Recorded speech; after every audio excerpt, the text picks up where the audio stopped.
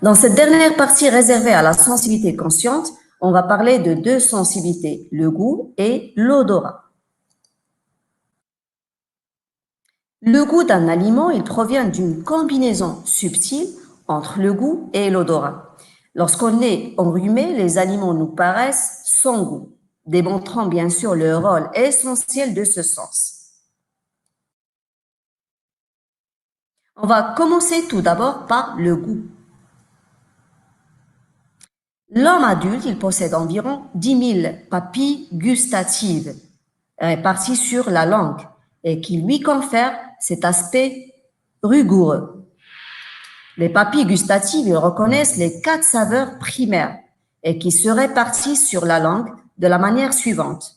On a le bout de la langue qui est très sensible au sucré, les côtés de la langue qui sont sensibles à la fois au salé et aussi à l'acidité, et le fond de la langue, il est sensible à l'amertume.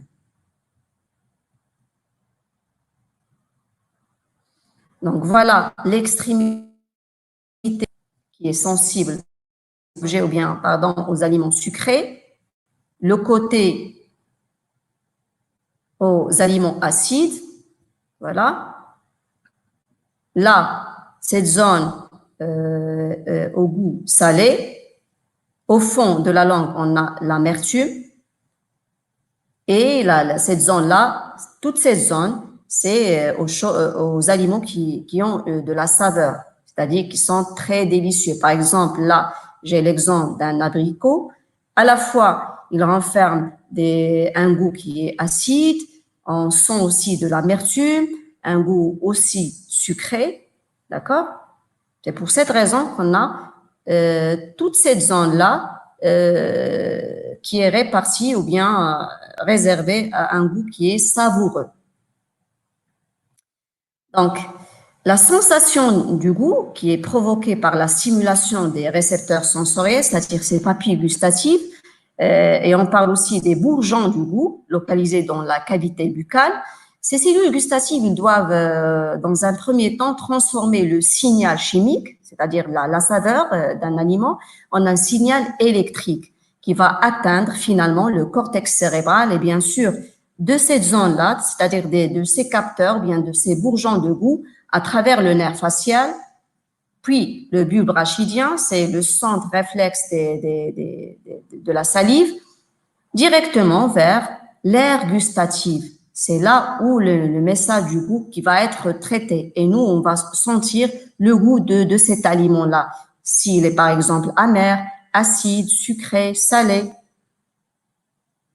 Et voilà le schéma fonctionnel de la transmission de l'influx nerveux gustatif depuis le récepteur sensoriel, c'est-à-dire depuis les papilles gustatives, vers le centre nerveux gustatif.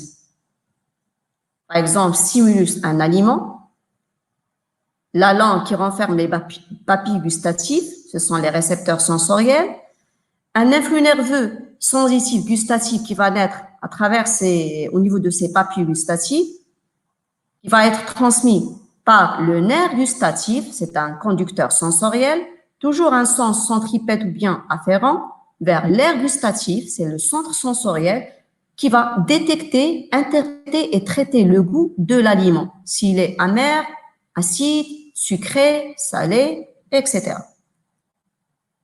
On va passer maintenant à l'odorat. Donc, le nez, bien sûr, c'est l'organe de sens. Et les molécules odorantes à l'état de gaz, soit que nous respirons par le nez, soit lorsque, par exemple, nous mâchons un aliment. Ils atteignent l'épithélium olfactif qui se trouve au fond des fosses nasales, au niveau des narines, et par la suite, il va passer à travers le nerf olfactif vers le centre nerveux, c'est-à-dire vers l'aire olfactive. Comment s'effectue la transmission de l'influx nerveux olfactif? Lorsqu'une molécule odorante arrive au niveau des fosses nasales, au niveau des narines, il se dissout dans le mucus et il va former par la suite une association avec des protéines réceptrices de ces molécules odorantes Et pendant un certain moment, qui est très très court, de l'ordre de quelques millisecondes, au cours de cette association, un message électrique qui va naître et qui va par la suite être transmis vers le centre olfactif. Donc, la transmission, comme on vient de le dire, de l'influx nerveux olfactif, depuis ces récepteurs olfactifs qui se trouvent au niveau des narines, puis le message va être conduit à travers le nerf olfactif vers le centre olfactif.